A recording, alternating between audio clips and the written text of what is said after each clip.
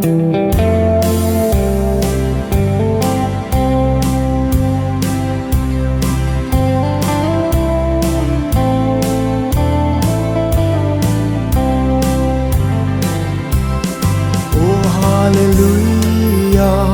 tu pa vang liang pe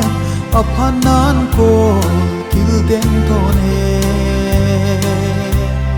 nam chi mang thu pi le zaom pe nim mi zalung lai sim thu hong lel no nim ham bang wai no tai mang sa te lao kha mai mit sing te thâu sa kim sim lei hoai pa tung sial vang lian pe al bang man na le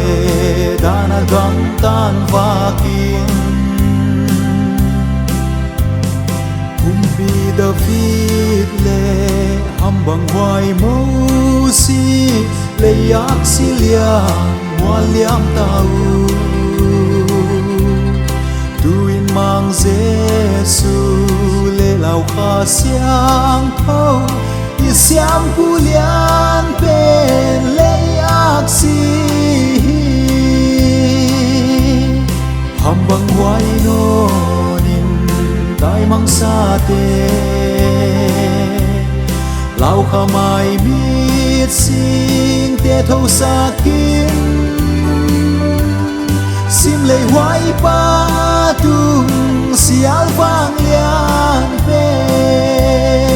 al bang man na le dana gam tan va kim ngô tui xua kia le sim lei mual din mang thei phak lo pa thian nang na hi suni le sol kha le sial ten in na vang na ning bang zo in na tang ham bang wai no nin tai mang sa te lao kha mai mit sing te thâu sa kim sim lei hoai pa tung sial vang lian pe al bang man na le dana gam tan va kim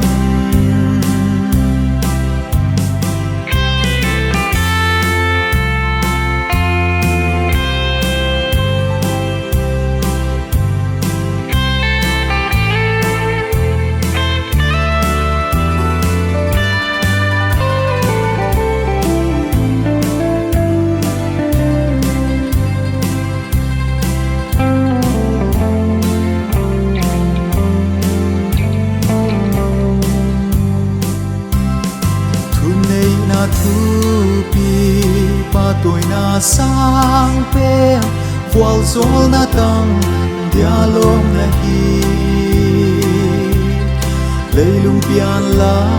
ya ko sa belam no asisanin kho vel hondam he no hambang wai no tai mang sa te lao kha mai mit sing te thâu sa kim sim lei hoai pa tung sial vang lian pe al bang man na